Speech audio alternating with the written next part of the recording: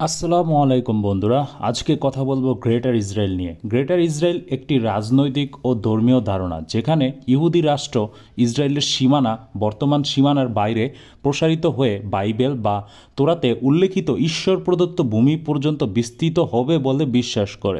ইহুদি ধর্মগ্রন্থ তোরা বা হিব্রু বাইবেলে বর্ণিত আছে যে আল্লাহ হজরত ইব্রাহিম আলাইসাল্লাম এর সন্তানদেরকে নাইল থেকে ইউফ্রেটিস নদী পর্যন্ত বিস্তৃত ভূমি দান করবেন। মানে এর মধ্যে বর্তমান মিশর, ফিলিস্তিন, Jordan, Syria, Iraq, Lebanon, Saudi আরবের কিছু অংশ পড়বে। এটি ধর্মীয়ভাবে তাদের ঐতিহাসিক অধিকার হিসেবে গণ্য করা হয়। অনেক কট্টর জায়নিস্ট বিশ্বাস করে বাইবেলিক সীমা অনুযায়ী সব মুসলিম ভূমি ইসরায়েলের অন্তর্ভুক্ত হওয়া উচিত। রাজনৈতিক ও ঐতিহাসিক প্রেক্ষাপট: 1997 সালে সুইজারল্যান্ডে প্রথম জায়নিস্ট কংগ্রেস অনুষ্ঠিত হয়। এখানে ভবিষ্যৎ ইসরায়েল রাষ্ট্রের ধারণা প্রথম প্রকাশিত হয়। 1948 সালে ইসরায়েল রাষ্ট্র প্রতিষ্ঠা হয়। এ সময় ফিলিস্তিনের 70% ভূমি দখল হয়। আরব দেশগুলোর সাথে প্রথম যুদ্ধ শুরু হয়। 1967 সালে 6 দিনের যুদ্ধে ইসরায়েল পশ্চিম তীর, গাজা, গোলান হাইটস ও সিনাই উপদ্বীপ দখল করে। 1973 সালের ইয়ম কিপুর যুদ্ধের পর কিছু এলাকা হারালেও পরে আবার অধিকাংশ অঞ্চল পুনর্নিয়ন্ত্রণে আসে। গ্রেটার ইসরায়েলের ধারণা শুধুই ধর্মীয় নয়, রাজনৈতিক, কৌশলগত, অর্থনৈতিক দৃষ্টিকোণ থেকেও গুরুত্বপূর্ণ। ইসরায়েলি পতাকার দুটি নীল দাগকে অনেকে নাইল ও ইউফ্রেটিস নদী বোঝায় বলে মনে করেন। গ্রেটার ইসরায়েলের আধুনিক প্রভাব: ফিলিস্তিন দখল, জর্ডান, সিরিয়া, লেবাননের অংশ নিয়ে সংঘাত, সবগুলো বিষয়কে অনেকে গ্রেটার ইসরায়েল পরিকল্পনার ধাপে ধাপে বাস্তবায়ন বলে মনে করেন। এতে মুসলিম উম্মার ভৌগোলিক, রাজনৈতিক, অর্থনৈতিক শক্তি ভেঙে যাবে। অনেকে মনে করেন ইরাক যুদ্ধ, সিরিয়া গৃহযুদ্ধ, লেবানন হিজবুল্লাহর সাথে সংঘাত, ফিলিস্তিনে ইসরায়েলি দখলদারিত্ব সবই ধাপে ধাপে গ্রেটার ইসরায়েল পরিকল্পনার অংশ। কিছু মুসলিম চিন্তাবিদ বলে আরব বসন্ত আন্দোলনগুলোও ইসরায়েল ও পশ্চিমা শক্তির কৌশলের সাথে যুক্ত, যাতে মুসলিম দেশগুলো দুর্বল হয়ে যায়। শুধু জমি দখল নয়, ইসরায়েলের টার্গেট হলো রাজনৈতিক আধিপত্য। মধ্যপ্রাচ্যে ইসরায়েলের একমাত্র পরাশক্তি হিসেবে টিকে থাকতে চায়। এজন্য আরব দেশগুলোকে দুর্বল রাখা, মুসলিম দেশগুলোকে বিভক্ত করা, ইরানকে প্রতিপক্ষ হিসাবে দমন করা, কোনো মুসলিম দেশকে পারমাণবিক শক্তিধর দেশ হতে না দেওয়া।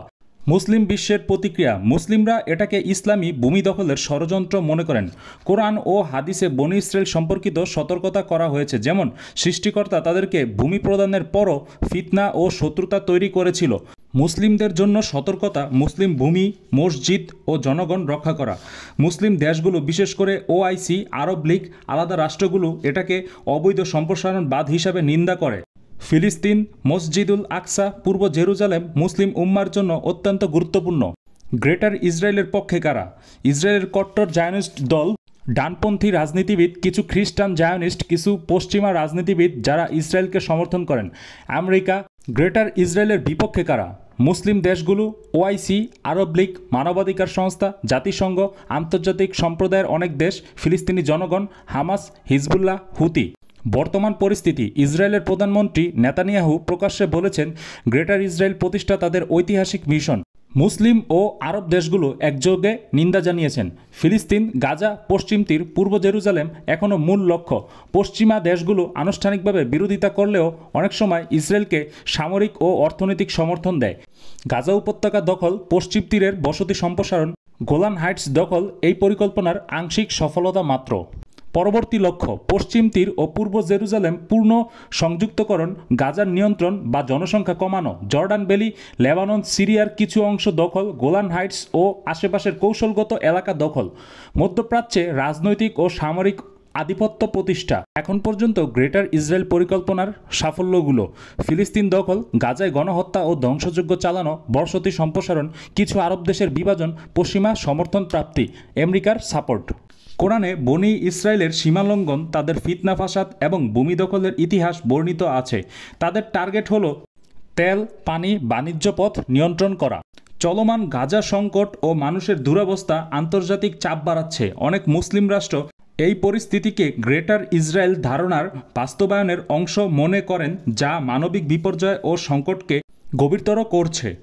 আমেরিকার অর্থপ্রদান, সামরিক সহায়তা, ভেটো ব্যবহার করে ইসরায়েলকে সমর্থন করে যাচ্ছে।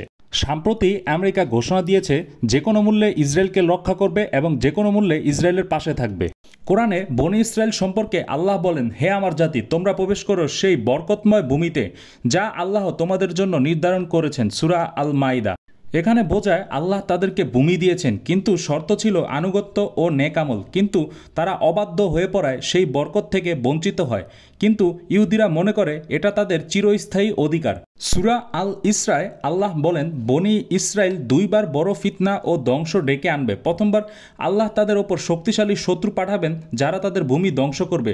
দ্বিতীয়বার আবার তারা অহংকার করবে, তখন আবার কঠিন শাস্তি আসবে। আল্লাহ বলেন, পবিত্র সেই সত্তা যিনি তার বান্দাকে রাতের বেলায় মসজিদুল হারাম থেকে মসজিদুল আকসা পর্যন্ত নিয়ে গেছেন, যার চারপাশ আমি বরকতময় করেছি। সূরা ইসরা।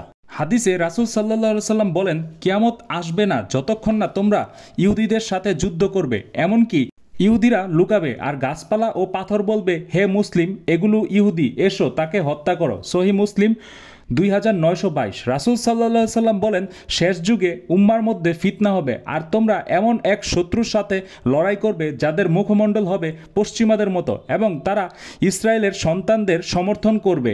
হাদিসে আছে, জেরুজালেম একদিন মুসলিমদের হাতে থাকবে। ধন্যবাদ বন্ধুরা, এই ছিল গ্রেটার ইসরায়েল নিয়ে আলোচনা। আমার জন্য দোয়া করবেন, ভুল ত্রুটি হলে ক্ষমার দৃষ্টিতে দেখবেন। আসসালামু আলাইকুম।